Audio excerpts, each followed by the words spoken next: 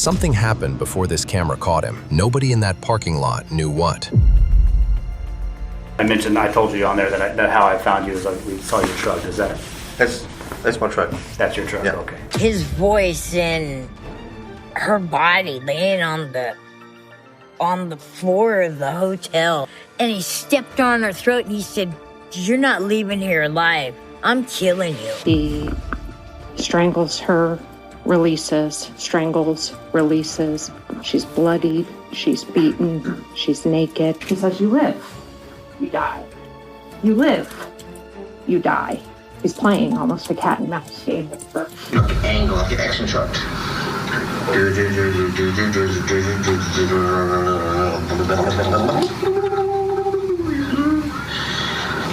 live, you die. You live, you die.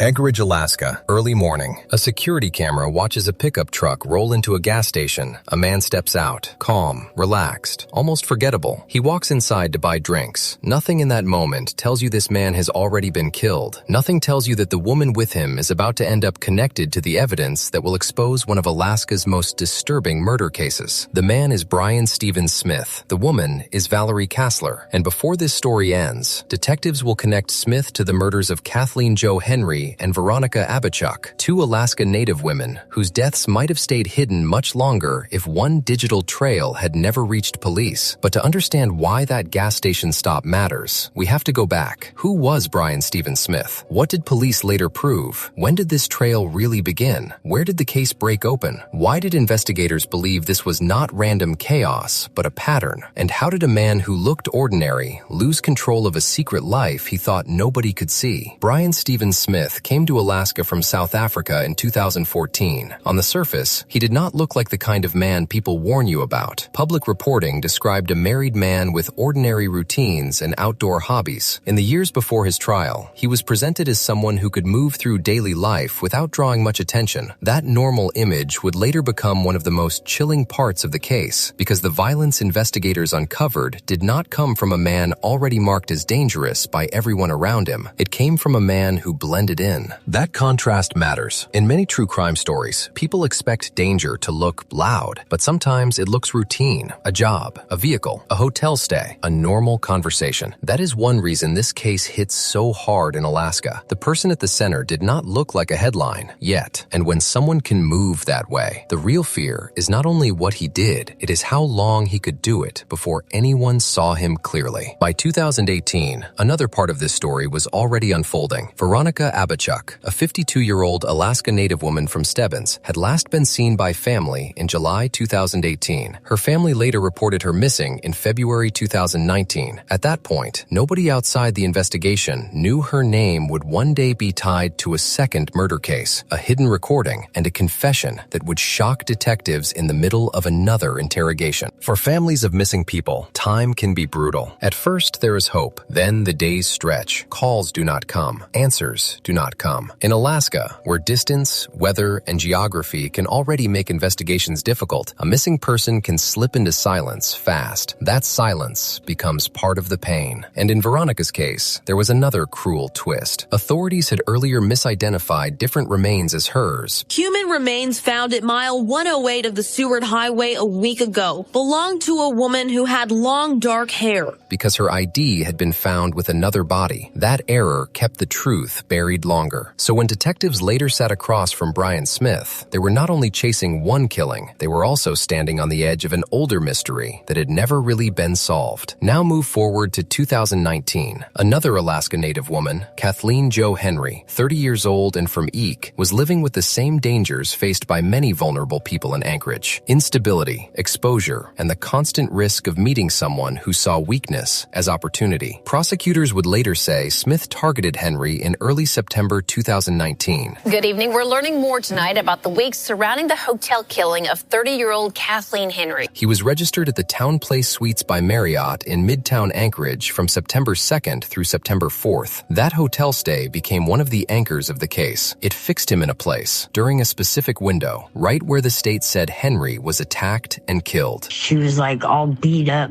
I mean, her face was not even recognizable. At some point during that stay, Henry ended up in that room with him. What happened next became known not because a witness stood in the doorway, but because investigators said Smith recorded the assault himself. According to police and prosecutors, the files showed Henry being beaten, tortured, and strangled. Can you tell me what's in that photo? There's somebody's feet. Okay. Yeah.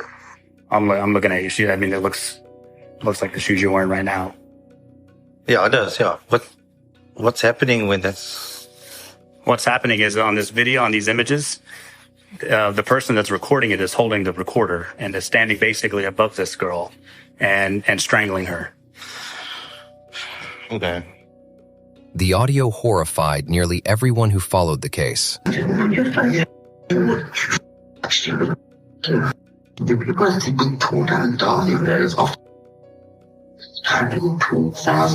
Years of evolution have invented diamonds. Right?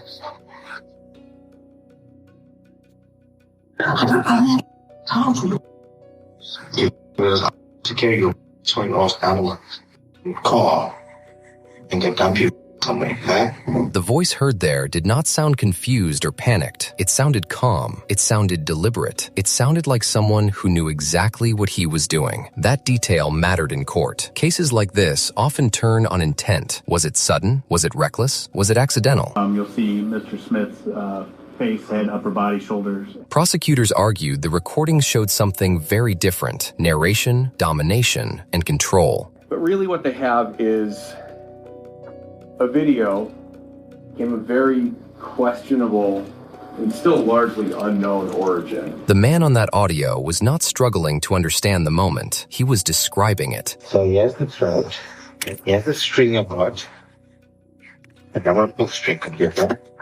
The timeline did not end in the hotel room. Reporting later said the first images showing Henry's body were timestamped around 1 a.m. on September 4th. The last images connected to that evidence were taken early on September 6th and showed her body in the back of a black pickup truck. The FBI told us, hey, his phone is hitting off a tower near mile 108, the Seward Highway.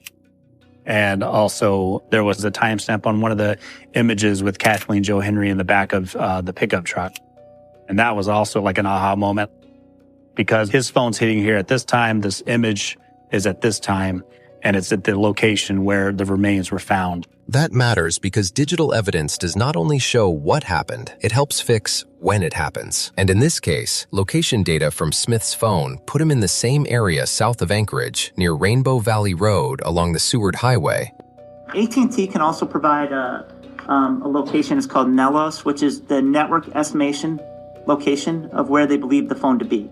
It's similar to Google location, but they'll provide you a GPS point and they'll provide you a radius of where the phone is likely to be found. Where Henry's body was later found, the pieces began to line up. The hotel, the truck, the timestamps, the road south. This is where the case changed from suspicion to structure. Who had the truck? Smith admitted it was his. Where was the phone? In the same area where Henry's remains were found. When were the images created? During the same window investigators were trying to rebuild, minute by minute. How did police know the body had been moved? Because the digital trail showed the path from hotel room to pickup to dump site. And still, none of that would mean as much if police had never gotten the evidence in the first place. Now we return to the moment that gave this case its title. It is September 6th, 2019. Surveillance cameras capture Brian Stephen Smith arriving at an Anchorage gas station with Valerie Kassler. Public reports describe Kassler as a woman who later became a key witness. What happened next has been reported with some differences over time. In one version, SD card containing videos of a murder, and it's a key piece of evidence in the trial of Brian Smith. Valerie Kassler, a key witness here. The trial testified before a jury today, and according to court documents, it was Kassler who gave police the pictures and videos of Smith allegedly beating, killing a woman, and then manipulating the body on an SD card labeled Homicide Midtown Marriott. she took a memory card from Smith's truck. In another, she took Smith's phone. You were in the front passenger seat? Yeah. And when I reached down, I grabbed two phones. And you get like that chill feeling, you know? You just got a vibe from it? Yeah. A feeling? Yeah, that something was not right. And later copied the images and videos onto a memory card. I went back to my tent And I turned it on, look and see if I recognize any phone numbers or if I recognize anybody on the pictures. And that's when I found it. You need your garbage. That's a sick mother. Before giving the material to police, what is clear across the reporting is this. His voice and her body laying on the floor of the hotel. And he stepped on her throat and he said, "You're not leaving here alive. I'm killing you." Kassler ended up with digital evidence tied to Smith, and she turned that material over to investigators. He recalled a case that he had worked that involved a male with an accent. And he gave me the name Brian Stephen Smith. That is one of the strangest turns in the whole case. Not a search warrant first, not a traffic stop, not a patrol officer making a lucky catch, a date, a vehicle, a device, and suddenly, hidden violence is inches away from discovery. Imagine that realization. You are sitting in a truck with a man you barely know. Maybe he seems awkward, maybe quiet, maybe harmless. Then you see files, images, video, and the whole world tilts. Now the question is no longer, what am I looking at? It becomes, who have I been with? Kassler turned the material over to police about a week later. That delay later became part of the defense argument because her story changed and the chain of possession was attacked in court. But the judge allowed the evidence, ruling the recordings could be authenticated. In the hotel room, it showed her laying on the ground on the rug, and she was like all beat up. I mean, her face was not even recognizable.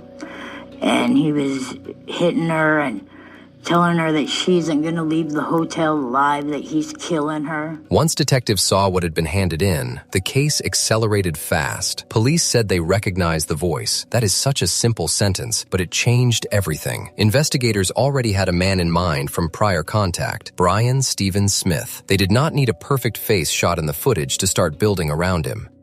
Well, like I said, there's videos of it. There's video of it, there's audio of it, there's a voice I've been talking to you now for almost 30, 40 minutes. And I know it was your voice I could hear in the video. Okay.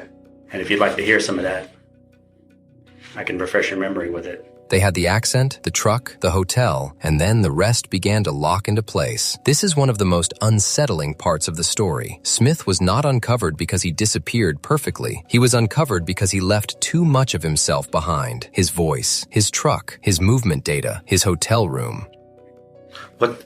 What's happening when that's... What's happening is on this video, on these images, the person that's recording it is holding the recorder and is standing basically above this girl and strangling her. Okay. He appears to have acted with control in the moment, but with carelessness after the fact. That mix of confidence and recklessness often shows up in cases where someone believes he is smarter than the system closing in around him. The same pictures are on the SD card with your truck that you said was your truck. Yeah, these are all on the same as your truck here. So.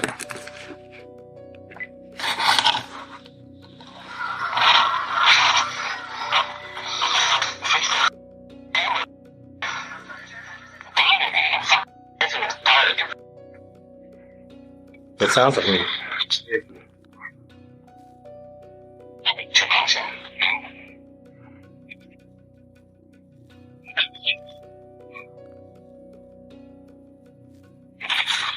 The recordings became the heart of the case. They were so graphic that at trial the jury saw the videos, but the public gallery did not. People in court could still hear Henry gasping before she died. Prosecutors said the voice on the recording talked as if there were an audience, saying things like, "In my movies, everybody always dies," and "People need to know when they are being serial killed." Those words followed the case all the way to the verdict. You'll die. Sadly, in my movies, everyone dies. By now, detectives had enough to move. They connected Smith to the Town Place suite stay. They linked the timestamps on the files to the period when he had the room. Mr. Smith, I'm Detective Lee, the Anchorage Police Department. I just want to show you my badge, ID, so you know you're targeting. This is Detective Bell, my partner. We have some matters we wanted to clear up with you and talk to you today, so I appreciate you coming up here with these guys and talking to me. They tied his phone's location to the same area where Henry's body was found. What you're tracking is the location of a cellular device. That is correct, sir. You're not putting that in the hands of any particular person? No, not at that. My job is to look at the phone records for the phone number and determine the general locations. So, for example, if somebody's phone is stolen, you're not tracking that person's location, you're tracking the location of the person who stole the phone. It's the device I'm tracking. Right. And they had the voice. The angle of the action shot.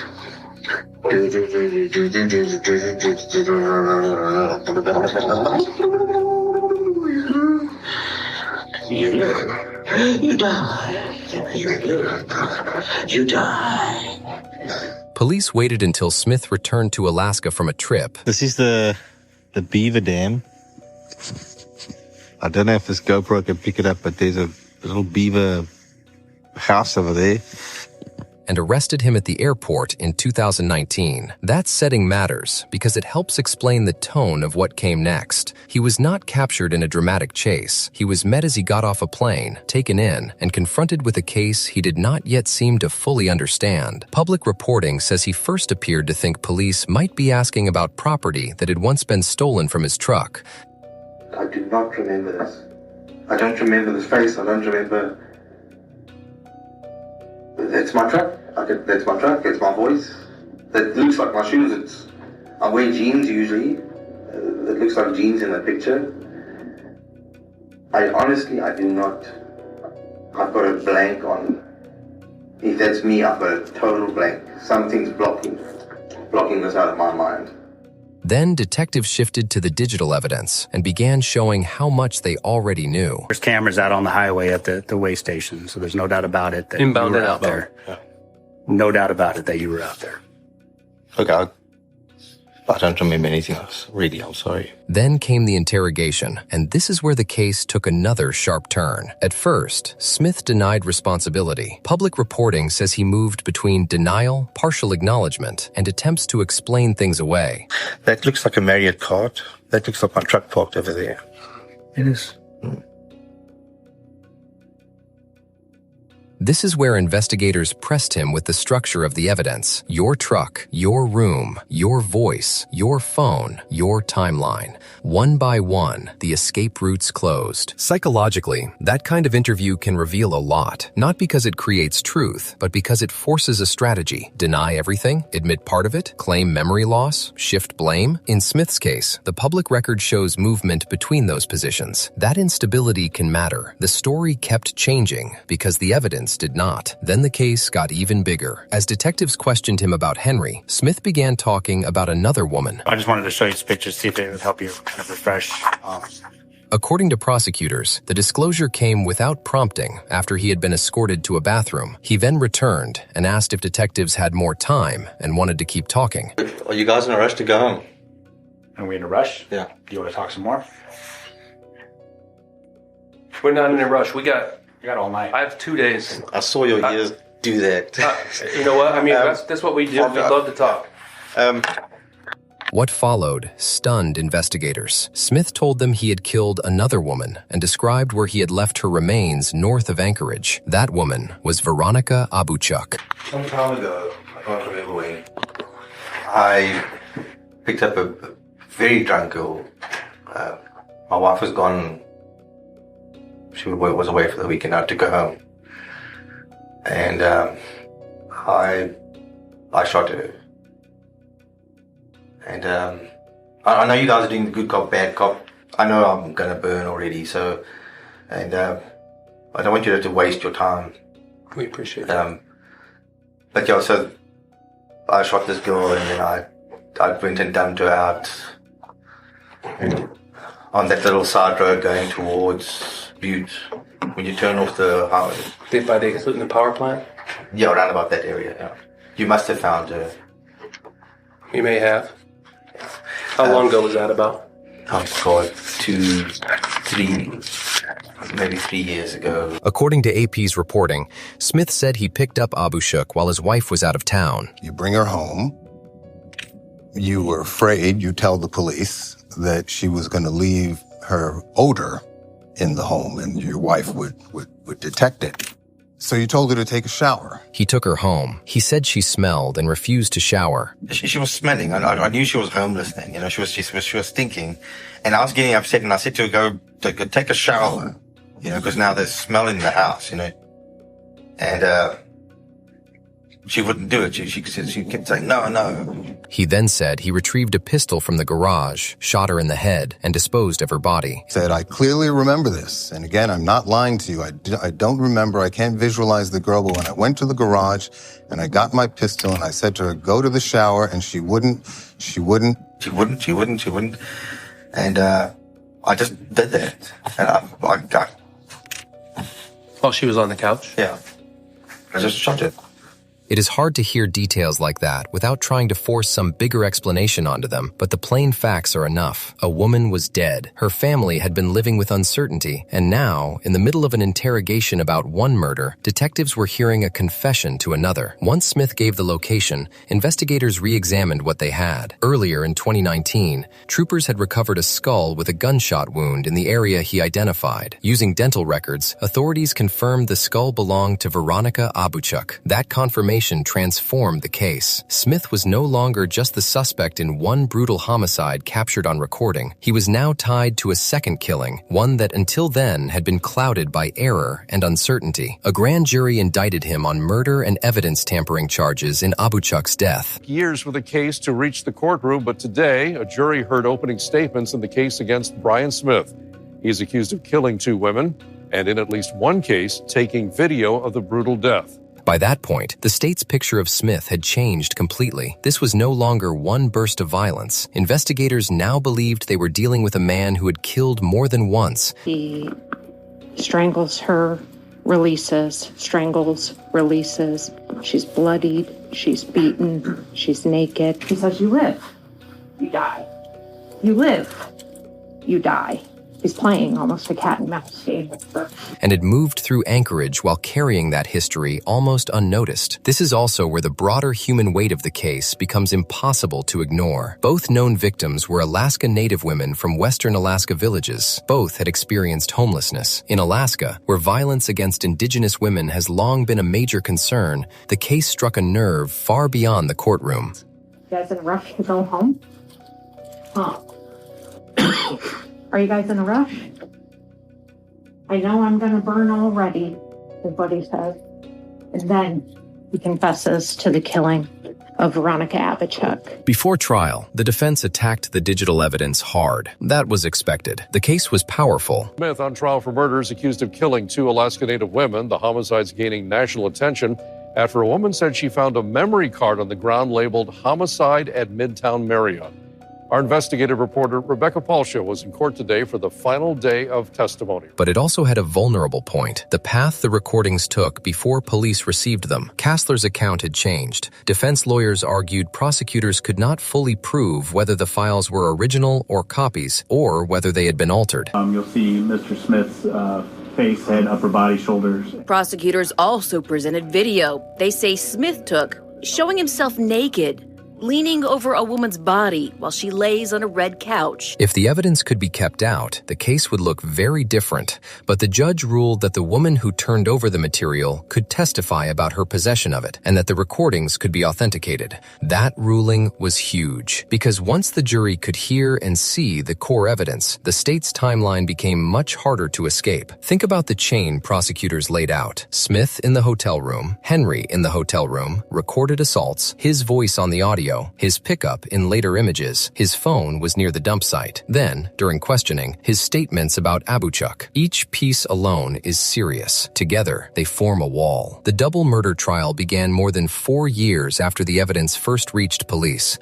By then, the case had already drawn national attention. So you did not sleep with the women you killed? And Smith said, not those 2. Jurors heard that Henry's death was recorded at the Town Place Suites by Marriott in Midtown Anchorage. They heard that Smith's face was never clearly shown in the videos, but his South African accent was heard narrating the attack. They heard that the files moved from hotel room to truck to rural roadside. They heard that Abuchuk's remains were tied back to his own statements and the skull recovered in the area he identified. So we have the cell towers from the previous slide mapped out here, but then we also have a Google location at the event that occurred at 1:07 and 25 seconds.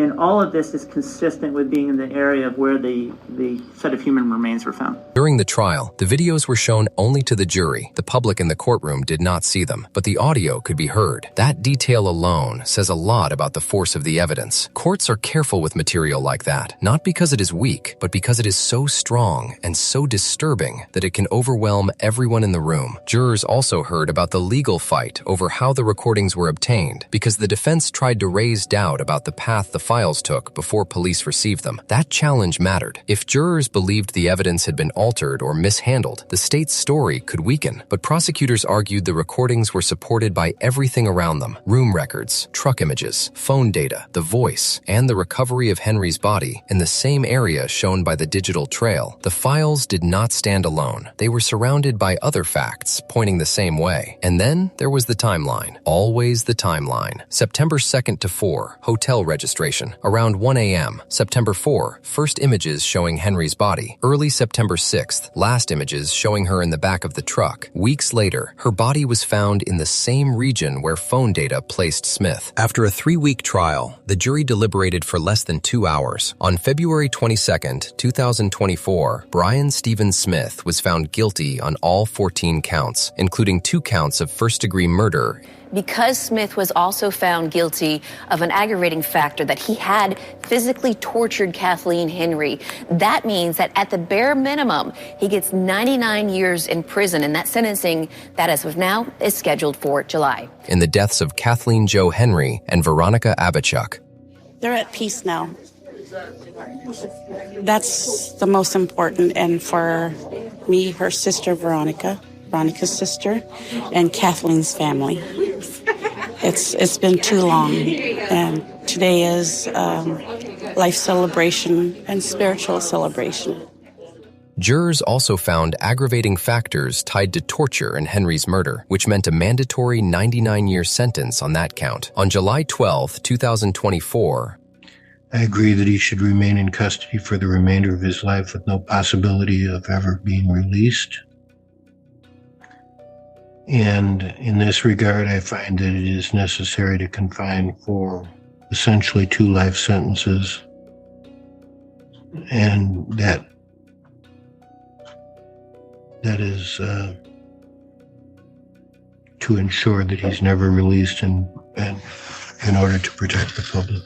Judge Kevin Saxby sentenced Smith to 226 years in prison. According to Alaska's Department of Law and AP's reporting, that total included 99-year sentences for each murder, with the remaining years tied to other convictions, such as sexual assault, tampering with evidence, and misconduct involving a corpse. In court, the judge said there was no hope of restoration, only the need to prevent Smith from killing again. That line lands hard because it strips the case down to its final truth. The trial was over. The evidence had been tested. The verdict was in. The question was no longer whether the state could prove what happened. It was what the court should do after confronting something this brutal. The answer, in this case, was permanent removal from society. Families and community members were there. AP reported that one purpose of the sentencing hearing— And what makes you think that? Because her photos were taken off of his phone and he admitted to taking the photos. Grateful for a jury's decision in a hopeless situation.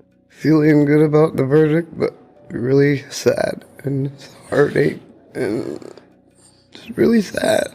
Was to restore the victim's personhood by using their full names in court. That matters. Cases this violent can flatten victims into evidence. A sentence cannot undo that harm, but naming them matters. Kathleen Jo Henry, Veronica Abichuk, they were not just files in an investigation. The sentence also answered one of the biggest moral questions in the case, whether the state had proven not only that Smith killed, but that he acted with extraordinary cruelty. The jury had already found aggravating factors tied to torture in Henry's death. At sentencing, the court treated that finding with full seriousness. This was not framed as a close call or a tragic unknown. It was treated as a deliberate, proven, and deeply violent sequence of acts. Even after the murder case, Brian Stephen Smith's legal problems did not end. Federal prosecutors later moved to revoke his U.S. citizenship. Their claim was that he unlawfully obtained naturalization by falsely answering no on questions asking whether he had been involved in killing killing, seriously hurting someone, or sexual assault. According to federal authorities, he had already committed the murders by the time he completed the naturalization process. That development adds another layer to the story, but it does not change the core case. The central facts remain the same. 2 women were killed. 1 death was documented in recordings tied to Smith,